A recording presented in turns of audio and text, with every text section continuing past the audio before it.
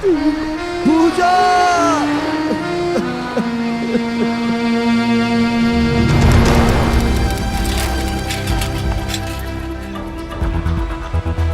रोहन,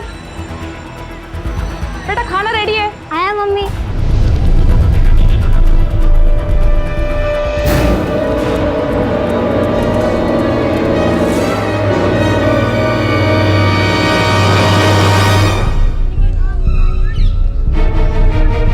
रोहन, रोहन, रोहन।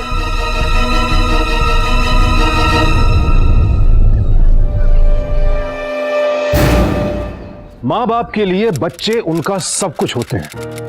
हर वक्त जहन में यही ख्याल रहता है कि कहीं जरा सी भी लापरवाही या अनदेखी से बच्चे किसी मुसीबत में ना पड़ जाएं। एक पिता होने के नाते मैं आपको बता सकता हूं कि बच्चों का गुम हो जाना, उनका खो जाना वो त्रासदी है जिसकी कल्पना भी बेहद भयानक है। एनसीआरबी के आंकड़ों के अनुसार हमारे देश में हर 8 मिनटों में एक बच्चा लापता हो जाता है और इनमें से 40% बच्चे कभी वापस नहीं लौटते। आपने अक्सर गुमशुदा बच्चों की तस्वीरें देखी होंगी, लेकिन क्या कभी यह सोचा है क्या होता है इन मासूमों के साथ? क्या हालत होती है उन माता पिता की जिन्हें कभी यह पता ही नहीं चल पाता कि उनके बच्चे कहां हैं, किस हाल में हैं? साहब, मेरा नाम सावित्री है। मैं यहाँ जहांगीरपुरी में रहती हूँ। 2 साल पहले मेरे पति एक्सीडेंट में गुजर गए। मेरे 3 बच्चे हैं। ये बड़ी बेटी स्वाति और... अरे पूरी फैमिली हिस्ट्री क्यों बता रही है? कंप्लेंट क्या है? साहब, मेरे 2 बच्चे और हैं। 9 साल का राजू और 11 साल की मंजरी। वो दोनों क्या हो गए? जी साहब। कब खोए? साहब 6 महीने हो गए। क्या 6 महीने? तो इतने महीनों से क्या कंप्लेंट लिखवाने का मुहूर्त ढूंढ रही थी तू? असल में वो खोए नहीं है। हुआ ये कि मेरी बेटी स्वाति बीमार पड़ गई थी। डॉक्टर बोला छोटा ऑपरेशन करना पड़ेगा, 10,000 लगेंगे। मैं झाड़ू पोछा करके घर चलाती हूँ। साहब, मेरे लिए रकम बहुत बड़ी थी। तुम तो जानती हो सिलाई से 2 रोटी भी नहीं होती है। कल्याणी दीदी, आपके पति तो काफी सेठ लोगों को जानते होंगे। कोई अगर थोड़ी मदद कर दे। दीदी, मेरे बच्चे की जान का सवाल है। शाम से काम से आते तो मैं बात करती हूँ, फिक्र मत कर, सब ठीक हो जाएगा। अच्छा, फिर क्या हुआ? कल्याणी के पति ने मुझे कुछ सेठ लोगों के पते दिए थे। उनमें से एक थे कपूर साहब। देखो, मैं तुम्हारी हालत समझता हूँ, लेकिन फिर भी मैं तुम्हारी कोई मदद नहीं कर सकता। हाँ, 500-1000 रुपए की बात होती तो मैं तुम्हें दे भी देता, लेकिन 10,000 रुपए? चलो मान लो मैं तुम्हें उधार दे भी दूं, लेकिन तुम लौटाओगी कैसे? अब जो बोलो मैं करने को तैयार हूँ। मेरी बेटी की जान का सवाल है। मैं आपके हाथ जोड़ती हूँ साहब।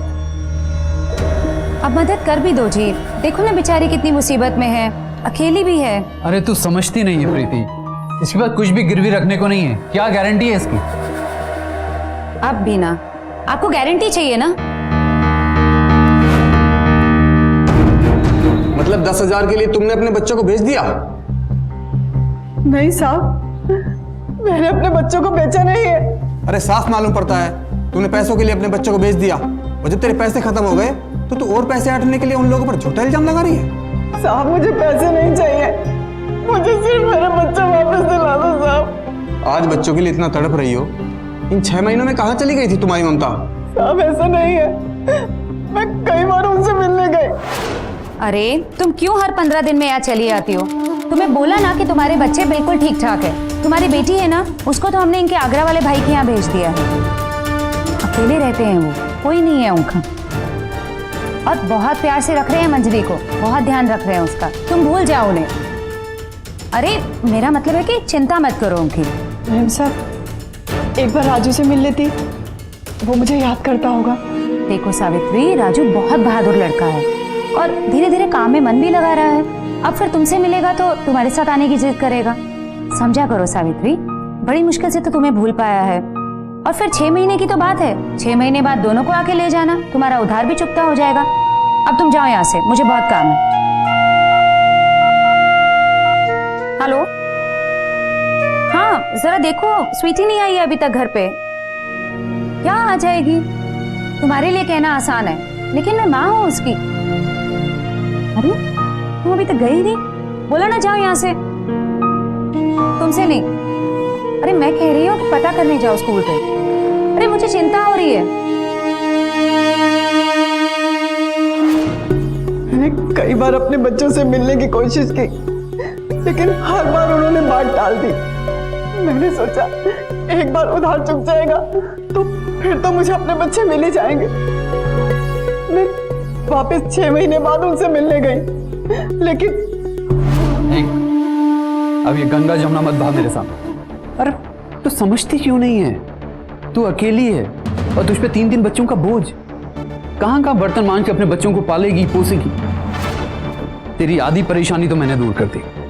तुझे तो मेरा शुक्रिया अदा करना चाहिए। आप क्या कह रहे हैं साहब? वो मेरे बच्चे हैं, मैं उन्हें कैसे भूल सकती हूँ? आपको पैसे चाहिए ना? मैं आपकी एक फाइल लौटा दूंगी। मेरे बच्चे मुझे वापस कर दीजिए। अगर आप ऐसा नहीं करेंगे तो मैं पुलिस में रिपोर्ट कर दूंगी। अच्छा, पुलिस की धमकी दे रही है मुझे? मेरे बच्चे मुझे वापस कर दीजिए ना। या कह दे पुलिस में जाके, मुझे कोई फर्क नहीं पड़ता इन बातों से। तुझे बिना ब्याज के मैंने 10,000 रुपए दिए हैं, या तो 15,000 रुपए मेरे हाथ पे रख और ले जा अपने बच्चों को, नहीं तो भूल जा अपने बच्चों को। अब निकल यहां से, चल जा।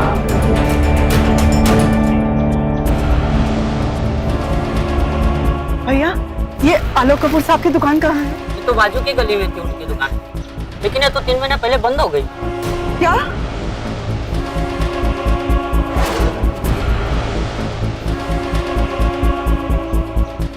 कपूर साहब की दुकान थी, वहाँ पे मेरा बच्चा काम करता था। आपको मालूम भैया, यहाँ कपूर साहब की दुकान थी।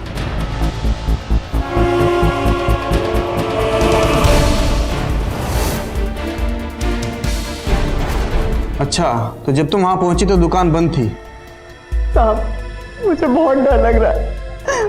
पता नहीं मेरे राजू और मंजरी किस हाल में होंगे। साहब, आप जल्दी कुछ कीजिए। देखो, वैसे तुम्हारी कहानी काफी अजीब है, इस पर यकीन करना मुश्किल है। तुम सफदरजंग पुलिस स्टेशन जाओ और वहीं अपनी कंप्लेंट करो।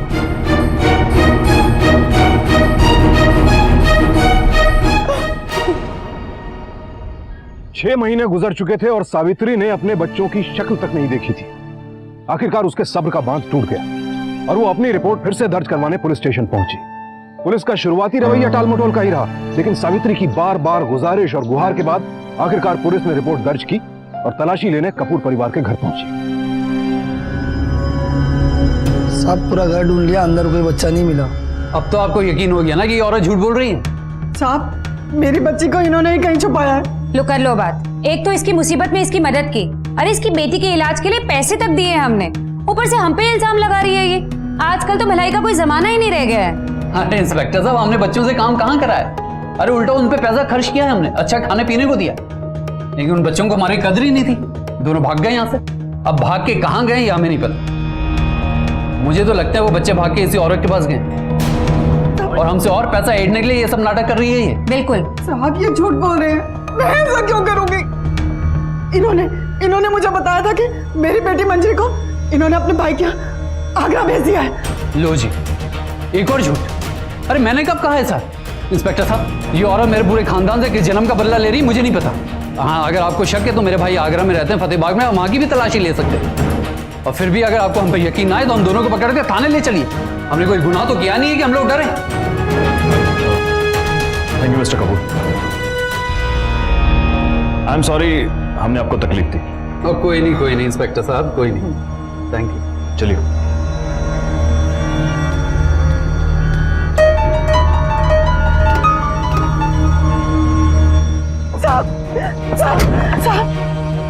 देखो, तुमने जोर डाला तो हमने उनके घर की तलाशी ली, दुकान पर भी गए, लेकिन तुम्हारी बच्ची कहीं नहीं मिली। अब इससे ज्यादा हम कुछ नहीं कर सकते। आप एक बार आगरा में तलाश करवाइए ना। आप यकीन कीजिए, इन लोगों ने ही मुझे कहा था मेरी मंजरी इनके भाई के आगरा में है। अरे तुम समझती क्यों नहीं हो? पुलिस बिना सबूत के किसी शरीफ आदमी के घर धावा नहीं बोल सकती है। इससे ज्यादा हम कुछ नहीं कर सकते हैं। जब भी कोई व्यक्ति किसी बच्चे के गुमशुदा होने की रिपोर्ट लिखवाने पुलिस स्टेशन आता है तो पुलिस की ड्यूटी बनती है कि वो सबसे पहले मिसिंग रिपोर्ट फाइल करे, जिस जगह से बच्चा गुमशुदा हुआ है उस जगह का मुआयना करे, पूछताछ करे, बच्चे की फोटो और बाकी जानकारी सभी पुलिस स्टेशन में भिजवाए। इस केस में पुलिस ने कोशिश तो की, लेकिन उन्हें सावित्री की बातों पर यकीन नहीं था और ना ही उनके पास कपूर जैसे रईस इंसान पर शक करने की कोई ठोस वजह थी। सावित्री को समझ नहीं आ रहा था क्या करे, कैसे अपने बच्चों को ढूंढे, और सावित्री हार मानने को तैयार नहीं थी। आखिर सवाल उसके बच्चों का था। आगरा इतना बड़ा शहर है, तुम कैसे ढूंढोगी मंजरी को? मंजरी को उन्होंने अपने भाई के पास आगरा भेजा था, वो फतेहबाग के आसपास कहीं रहता है। मैं कुछ भी करके उसे ढूंढ निकालूंगी, मुझे उसे ढूंढना ही होगा। मेरी ही गलती है, मैंने अपने बच्चों को खैरों के भरोसे छोड़ दिया। मुझे अपनी गलती सुधारनी होगी, कुछ भी करके राजू और मंजरी को ढूंढ निकालूंगी। तुम अपना ख्याल रखना।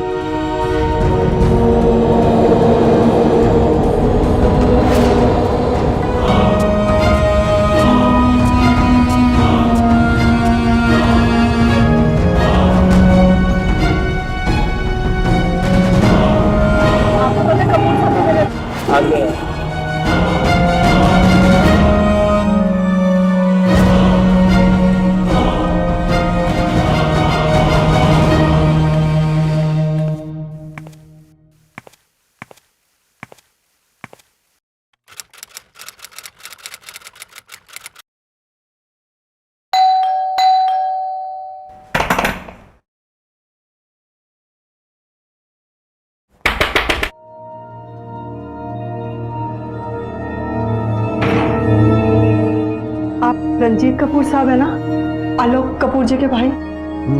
तुम कौन हो?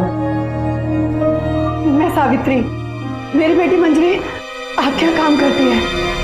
मंजरी आप क्या काम करती है ना? नहीं, यहाँ कोई मजी काम नहीं करती, तुम जाओ यहाँ से। अब आपके भाई ने मुझे बताया, मुझे एक बार मंजरी से मिलना है। अरे तुम्हें समझ में नहीं आ रहा कि मैं क्या कह रहा हूँ? यहाँ कोई मंजरी काम नहीं करती है, मैं अकेला रहता हूँ यहाँ, जाओ यहाँ से।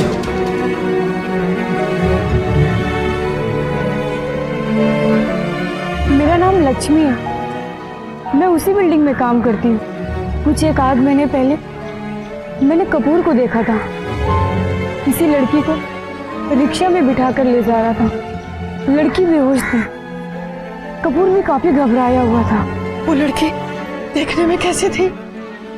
सांवला रंग था, कुछ 10 या 12 साल की होगी। मेरे बच्चे साहब, मैंने खुद आगरा जाके पता किया है। कपूर का भाई मुझे खुद बोला कि मेरी मंजी उसे क्या काम करती थी साहब। वो बीमार पड़ गई तो कपूर वापस उसे दिल्ली ले आया। पता नहीं साहब मेरे बच्चे के साथ क्या हुआ है, मेरे राजू के साथ भी उसी ने कुछ किया होगा। मेहरबानी करके साहब आप कुछ कीजिए ना। सावित्री की अपनी कोशिशों को देखकर आखिरकार पुलिस ने भी इस केस को गंभीरता से लिया। मामले की तह तक पहुंचने के लिए यह केस दिल्ली के एंटी ह्यूमन ट्रैफिकिंग सेल को सौंपा गया। एंटी ह्यूमन ट्रैफिकिंग सेल का गठन सन 2011 में हुआ था। अब मंजरी और राजू को आजाद कराने का जिम्मा भी इसी सेल पर था। लिहाजा इस केस के इंचार्ज संदीप कुमार ने मिस्टर एंड मिसेस कपूर को पूछताछ के लिए अपने दफ्तर बुलवाया। देखिए मिस्टर कपूर, आपके लिए यही अच्छा होगा कि सावित्री जी के बच्चों को चुपचाप हमारे हवाले कर दीजिए।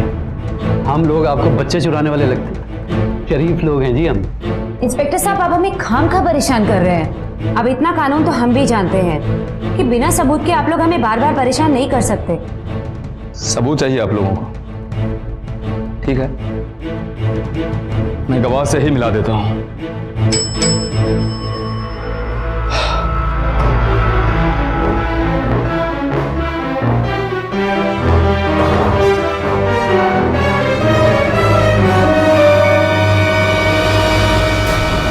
मिस्टर कपूर, खुद आपके भाई ने कबूल किया है कि आप लोग मंजरी से काम करवाते थे, इसलिए उसे आगरा भेजा था। और जब वो बीमार पड़ी तो खुद आप अपने साथ दिल्ली लाए थे। सर जी, मैं मानता हूं कि हमने बच्चों को काम कराने के लिए रखा, बाकी बातें तो भाई साहब आपको बता ही चुके हैं। इससे आगे की बात मैं आपको बताता हूँ। वो बच्चे लोग दिल्ली तो आ गए, लेकिन वो लड़की इतनी ज्यादा चालाक थी कि अपने भाई के साथ हम लोगों को बुद्धू बना के भाग गई, और भागते भागते मेरा पर्स भी लेके चली गई।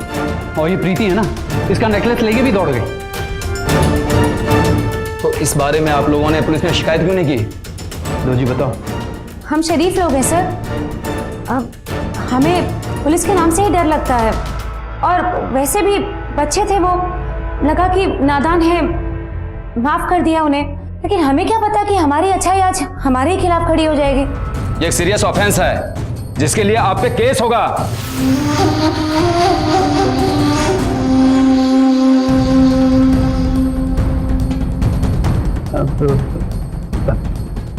सर जी, गलती तो हो गई, अब क्यों इस बात को आगे खींच रहे हो?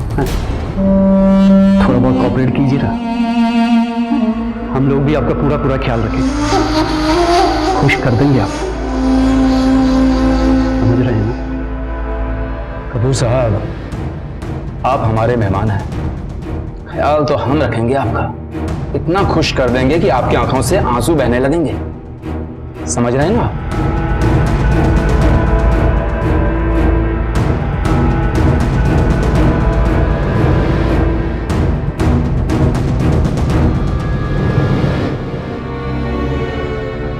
तो क्या अब हम जेल जाएंगे? आपने भी ना, अगर सब कुछ बताना ही था तो साफ साफ खुल के बता देते, ताकि हमें फांसी हो जाती। क्यों नहीं बताया उन पिल्लों का पता? आवाज नीचे रख, अगर सच सच बता देता तो जिंदगी भर के लिए अंदर जाते। भाई साहब जी ने रहता जो फैलाया, अभी हमने सिर्फ यही कबूला कि हमने बच्चों से कुछ महीने काम कराए, छोटी मोटी सजा होगी और बेल पे छूट भी जाएंगे। अगर सच सच बता देता तो लंबे के लिए अंदर जाते। मैं जो कुछ भी कर रहा हूँ बहुत सोच समझ के कर रहा हूँ, बस तू अपना मुंह बंद रखना, बाकी मैं सब संभाल लूंगा। हम अपनी तरफ से पूरी कोशिश कर रहे हैं। राजू अगर दिल्ली में कहीं भी है, हम बहुत जल्द उसे ढूंढ निकालेंगे। और मंजरी? देखिए, अब तक कुछ पता नहीं चला है कि आखिर मंजरी के साथ हुआ क्या था। देखिए, आप हिम्मत मत हारिए, अभी कुछ भी यकीन के साथ नहीं कहा जा सकता। हम दोनों बच्चों को ढूंढ रहे हैं, पर हम इतनी आसानी से हिम्मत नहीं हारेंगे। हमारे खबरी इसी काम में लगे हुए हैं, बहुत जल्द कोई न कोई खबर मिलेगी।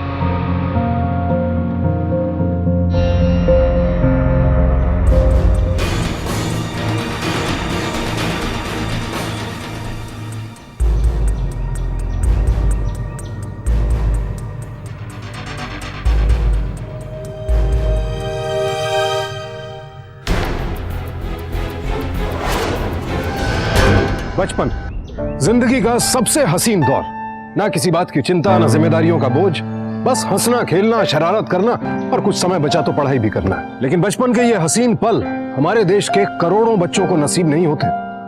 उनके लिए बचपन का मतलब है मजदूरी, बिना रुके घंटों काम करना, भूखे पेट सोना, गालियां सुनना, हर ज्यादती को चुपचाप बर्दाश्त करना। गैर सरकारी आंकड़ों के अनुसार हमारे देश में 6 करोड़ से भी ज्यादा बच्चे बाल मजदूरी के शिकार हैं। कहने को तो हम सभी कहते हैं बच्चे देश का भविष्य हैं, लेकिन जब हम देश के भविष्य को ट्रैफिक सिग्नल पर भीख मांगते देखते हैं तो सरकार से लेकर आम जनता तक किसी को भी तकलीफ क्यों नहीं होती? चाय की दुकान पर छोटू के हाथ से चाय का ग्लास लेते वक्त, घर में छुटकी को काम पर देर से आने के लिए डांट लगाते वक्त हमें यह ख्याल क्यों नहीं आता कि हम बाल मजदूरी के अपराध को बढ़ावा दे रहे हैं? बच्चों के साथ हो रहे इस खिलवाड़ के लिए हम सभी जिम्मेदार हैं। हम अपनी जिंदगी में इतने मसरूफ हैं कि अपने अलावा किसी और के लिए सोचने का वक्त ही नहीं हमारे पास।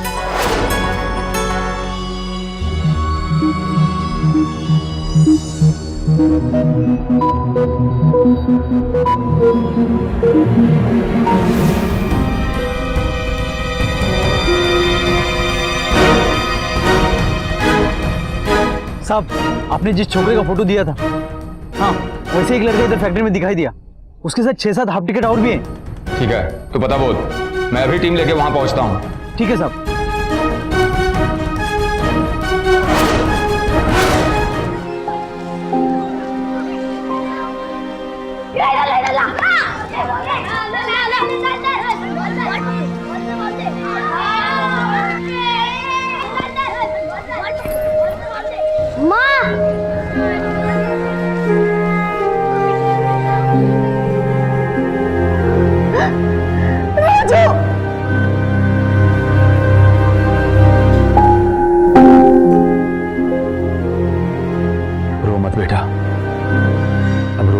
उस कपूर की है।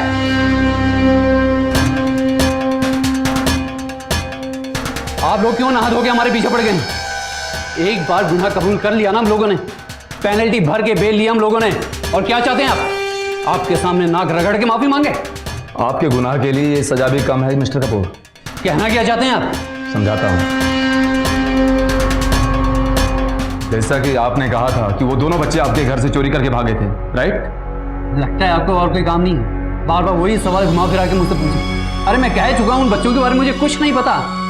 बिल्ला को तो जानते ही होंगे आप।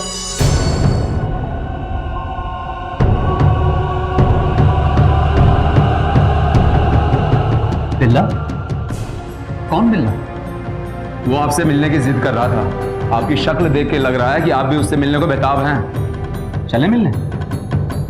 यही है वो कपूर साहब जिन्होंने अपुन को उस राजू को बेचा था और अपुन से 20,000 रुपए लिए थे, और साथ में मुझसे बोलने लगे कि इस बच्चे का आगे पीछे कोई नहीं है, इसलिए अपुन उसकी पगार इन्हीं के हाथ में देता था। कपूर साहब, अब आपके पास एक ही रास्ता है। सीधी तरह बता दो कि मंजरी कहाँ है, वरना मैं आपको हमारे स्पेशल गेस्ट रूम में ले जाकर पूछूंगा। बोलिए, कहाँ बताना पसंद करेंगे? मंजरी को मैंने दिलावर को बेच दिया था। कहाँ मिलेगा ये दिलावर? साउथ दिल्ली में एम्प्लॉयमेंट एजेंसी चलाता है। साहब 1 महीना हो गया है, काफी पुरानी बात है, याद नहीं। कोई बात नहीं है, एक आध घंटे ये लोग तुझे तोड़ेंगे ना, फिर 1 साल पुरानी बात भी तुझे याद आ जाएगी। सिंह, जरा इसकी मदद कर। नहीं साहब, मैं बताता हूँ साहब, मैं बताता हूँ। करीब 1 महीना पहले मैंने 8 बच्चों को मुंबई पार्सल किया था। ये लड़की उसमें से एक है। सच में। मुंबई में कहाँ? और साहब, मुंबई में एक शेखर नाम का आदमी है। मैंने 8 बच्चों को वहीं भेजा था। उसके घर का पता तो मालूम नहीं है, हाँ फोन पे कांटेक्ट होता है। सच में। नंबर बोल। हाँ 81। मंजरी मुंबई के किसी शेखर नाम के आदमी के हवाले की गई थी। उसका मोबाइल नंबर मिला है, लेकिन फिलहाल वो स्विच ऑफ है। ऐसे लोग बार बार नंबर बदलते रहते हैं। हमारी टीम उस नंबर को ट्रेस करने में जुटी हुई है, लेकिन इतना तो तय है कि मंजरी मुंबई में ही है, शायद किसी के घर में या किसी दुकान पर काम पर है। हमने मुंबई पुलिस को मंजरी की फोटो फैक्स की है, मिसिंग चाइल्ड की वेबसाइट पर मंजरी की इंफॉर्मेशन डाल दी है। मुंबई पुलिस हमें पूरा सपोर्ट कर रही है। मैं खुद एक सर्च टीम लेकर मुंबई जा रहा हूं, आप चाहें तो हमारे साथ आ सकते हैं। पूरा 1 साल हो चुका था मंजरी को अपनी मां से बिछड़े हुए। सावित्री की बेचैनी बढ़ती जा रही थी। आखिरकार वो मंजरी को ढूंढने खुद मुंबई आ पहुंची।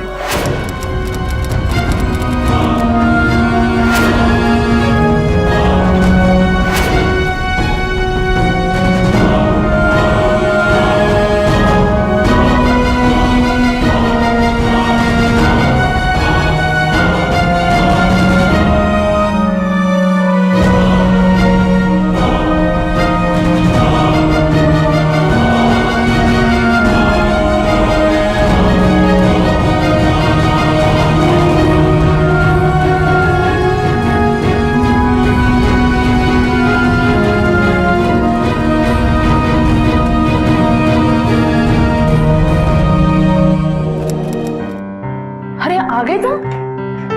क्या बात है, मुझे देखकर खुश नहीं हुई? 1 महीने का बोल कर गए थे, आज 2 महीने के बाद लौटे हो। ये कोई खुश होने वाली बात है क्या? लेकिन लौट तो आया हूं ना। और हाँ, बॉस से बोल दिया है कि अगले 3 महीने तक नो मोर बिजनेस ट्रिप। पता है सब।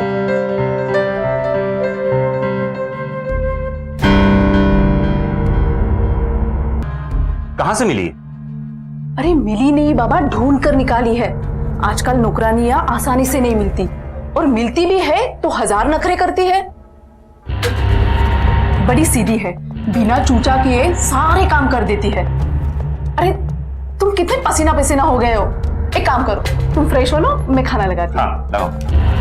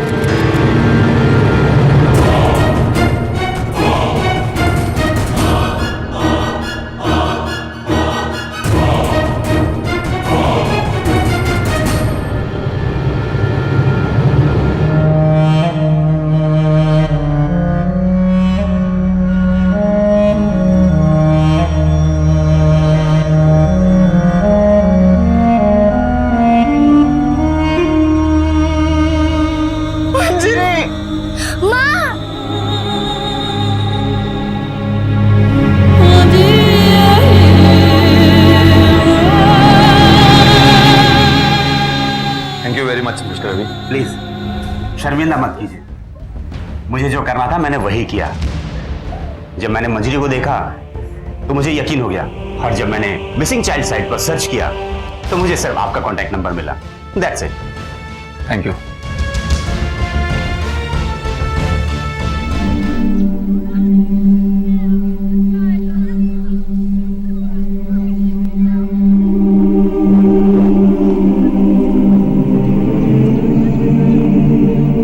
राजू, मंजरी, बाहर जाके खेलो ना। नहीं माँ, नहीं माँ।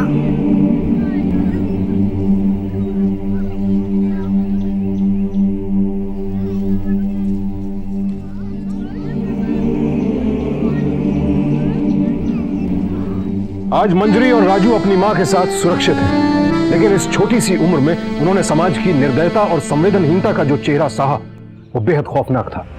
यकीनन इस दर्दनाक हादसे से उबरने में उन्हें कई बरस लगेंगे। आलोक कपूर, उसकी पत्नी और उसके भाई रंजीत कपूर पर आईपीसी के सेक्शन 367 यानी मजदूरी के लिए गैरकानूनी रूप से अपहरण, 324 जानबूझकर चोट पहुंचाना और 341 यानी नाबालिग बच्चों को गैरकानूनी रूप से कैद करने और बाल श्रम निषेध कानून के तहत मुकदमे दर्ज किए गए। इसके अलावा उन्हें चाइल्ड वेलफेयर कमेटी के सामने भी पेश होना पड़ा और उन्हें राजू और मंजरी को 1 साल का मुआवजा देने का आदेश दिया गया। कल फिर मुलाकात होगी जुर्म के खिलाफ जंग छेड़ती ऐसी ही एक और सच्ची कहानी के साथ। देखते रहें सावधान इंडिया, सॉफ्ट फाइट पैक्स। तो सावधान